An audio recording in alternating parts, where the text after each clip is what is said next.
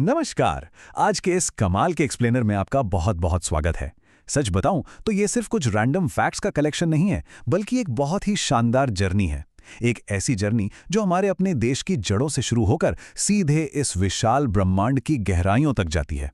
अगर आपको भी चीजों को कनेक्ट करके एक बड़े पिक्चर के रूप में समझना पसंद है, तो ये सफर बिल्कुल आपके लिए है। हम भारत की पहचान से शुरुआत करेंगे और फिर दुनिया के भूगोल से होते हुए विज्ञान के कुछ बड़े रहस्यों को डीकोड करेंगे। तो चलिए बिना किसी देरी के सीधे टॉपिक पर आते हैं। तो चलिए देखते हैं कि आज का हमारा रोड मैप कैसा देखने वाला है। सबसे पहले हम बात करेंगे भारत के राष्ट्रीय प्रतीकों की। इसके बाद हम भारत के रिकॉर्ड और इतिहास पर नजर डालेंगे। फिर हमारा दायरा थोड़ा और बड़ा होगा और हम दुनिया के अद्भुत भूगोल को एक्सप्लोर करेंगे। और अंत में बात होगी विज्ञान और प्रकृति की। ये जर्नी नेशनल लेवल से शुरू होकर सीधे कॉस्मिक लेवल तक जाएगी। चलिए पहले सेक्शन से शुरू करते हैं, जो है भारत के राष्ट्रीय प्रतीक, एक राष्ट्र की पहचान। जाहिर है किसी भी देश को सही मायनों में समझने के लिए शुरुआत हमेशा उसकी जड़ों से, यानी उसकी सांस्कृतिक और प्राकृतिक पहचान से ही करनी चाहिए। अब ये चार प्रतीक हमारे देश की जड़ों को बहुत खूबसूरती से दर्शाते हैं। सबसे पहले है हमारा राष्ट्रीय प्रतीक अशोक स्तंभ, जो शांति और सत्य का एक ऐतिहासिक मैसेज देता है। फिर आता है हमारा राष्ट्रीय वृक्ष बरगद, जिसकी गहरी जड़ें और विशाल शाखाएं देश की मजबूती को दिखाती हैं। फिर है राष्ट्रीय फल आम, जी हां, भारत की मिठास और हमारी विविधता का असली स्वाद। और अंत में राष्ट्रीय जलीय जीव गंगा डॉल्फिन, जो हमारी नदियों की पवित्रता और हमारे इकोसिस्टम की समृद्धि का एक जीता जागता सबूत हैं। ये सिर्फ नाम नहीं है, बल्कि ये एक तरह से हमारे पूरे कल्चर का एक विजुअल स्नैपशॉट है। प्राकृतिक प्रतीकों से आगे बढ़ते हुए अब हम आते हैं अपने दूसरे सेक्शन पर, भारत, रिकॉर्ड और इतिहास। ये सेक्शन सिर्फ बोरिंग तारीखों के बारे में नहीं है, बल्कि उन ऐतिहासिक अचीवमेंट्स के बारे में है जिन्होंने देश को एक नई दिशा दी। लेकिन आगे बढ़ने से पहले जरा इस बारे में सोचिए, आखिर भारत की इस राष्ट्रीय पहचान के शिल्पकार कौन थे? मतलब एक राष्ट्र की पहचान रातों रात तो नहीं बन जाती ना। वो कौन लोग थे जिन्होंने उन प्रतीकों को आकार दिया जो आज हर भारतीय के दिल में बसते हैं? अब इन प्रतीकों के बारे में जो बात मुझे सबसे ज्यादा दिलचस्प लगती है, वो है इनके पीछे के महान रचनाकार। एक तरफ है हमारा राष्ट्रीय ध्वज तिरंगा। इसका शानदार डिजाइन पिंगली वेंकैया जी ने तैयार किया था, वही डिजाइन जो आज आसमान में इतनी शान से लहराता है। और दूसरी तरफ है हमारा राष्ट्रीय गान, जिसे महान गुरुदेव रविंद्रनाथ टैगोर ने लिखा था। ये हस्तियां सिर्फ इतिहास की किताबों तक सीमित नहीं हैं। इन्होंने असल में देश को उसकी एक दृश्य और श्रव्य पहचान दी है, जो आज भी हमारे रोंगटे खड़े कर देती है। अब भारत की प्रोग्रेस की इस कहानी को जरा इन 5 शानदार माइलस्टोन्स के जरिए समझते हैं। शुरुआत होती है साहित्य से, जवाहरलाल नेहरू की फेमस किताब डिस्कवरी ऑफ इंडिया के साथ, जिसने देश को अपने ही अतीत से रूबरू कराया। फिर आती है मोटिवेशन की बारी, लाल बहादुर शास्त्री जी का वो आइकॉनिक नारा जय जवान जय किसान, जिसने मुश्किल वक्त में पूरे देश में एक नई ऊर्जा भर दी थी। इसके बाद आता है ट्रांजिट, कोलकाता की वो पहली मेट्रो ट्रेन याद है? उसमें अर्बन ट्रांसपोर्ट में एक तरह की क्रांति ला दी थी।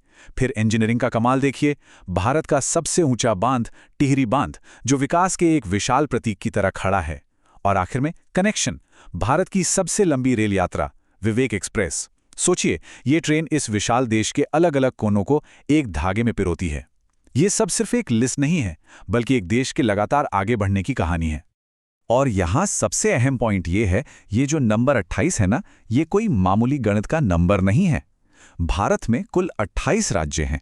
जब हम इतनी सारी अलग अलग भाषाओं, संस्कृतियों, अचीवमेंट्स और इतने बड़े इंफ्रास्ट्रक्चर की बात करते हैं, तो सोचिए ये सब कुछ इन्हीं 28 राज्यों के एक विशाल और कॉम्प्लेक्स फ्रेमवर्क के अंदर काम कर रहा है। ये नंबर अपने आप में इस कमाल की डाइवर्सिटी को एक साथ बांधने वाली प्रशासनिक ताकत का प्रतीक है। चलिए अब राष्ट्रीय सीमाओं से बाहर निकलते हैं और कैनवस को थोड़ा और बड़ा करते हैं। हमारा तीसरा सेक्शन है दुनिया का अद्भुत भूगोल। यहां हम भारत से निकलकर ग्लोबल स्टेज पर पहुंच रहे हैं, जहां हम पृथ्वी की सीमाओं और उसके माइंड ब्लोइंग स्केल को देखेंगे। सच कहूं तो हमारी पृथ्वी कमाल की एक्सट्रीम ज्योग्राफिकल कंडीशंस का घर है। इसे ऐसे समझिए, एक तरफ है दुनिया की सबसे लंबी नदी नील नदी, जो हजारों किलोमीटर तक जीवन का संचार करती है। फिर दूसरी तरफ है पृथ्वी का सबसे ठंडा स्थान अंटार्कटिका। यहाँ की जमा देने वाली ठंड की कल्पना करना भी मुश्किल है। और फिर है दुनिया का सबसे बड़ा रेगिस्तान, सहारा रेगिस्तान, जहां बस दूर दूर तक रेत का समुंदर है। ये एक्सट्रीम समय याद दिलाते हैं कि हमारी प्रकृति असल में कितनी विशाल, ताकतवर और विविधताओं से भरी हुई है। अब जरा इस कंपैरिजन को देखिए, ये अपने आप में पूरी कहानी बयां कर देता है। दुनिया के सबसे बड़े देश रूस की तुलना दुनिया के सबसे छोटे देश वैटिकन सिटी से की गई है। एक और विशाल रूस है जो लिटरली एक महाद्वीप से दूसरे महाद्वीप तक फैला हुआ है। इसका साइज इतना बड़ा है कि यकीन करना मुश्किल होता है। और दूसरी ओर वैटिकन सिटी है, इतना छोटा कि शायद किसी बड़े शहर के एक छोटे से हिस्से में फिट हो जाए। ये सीधा और बहुत ही शार्प कंट्रास्ट हमें दिखाता है कि राजनीतिक और भौगोलिक सीमाओं में कितना अविश्वसनीय अंतर हो सकता है। तो चलिए अब आगे बढ़ते हैं और देखते हैं कि ये सब आपस में कैसे जुड़ता है। हमारा आखिरी सेक्शन है विज्ञान और प्रकृति। यही वो फोर्स है जो इस पूरे सिस्टम को चलाती है। यहाँ हम पृथ्वी के जीवों से लेकर ब्रह्मांड के ग्रहों और इंसान की बनाई तकनीक तक की बात करेंगे।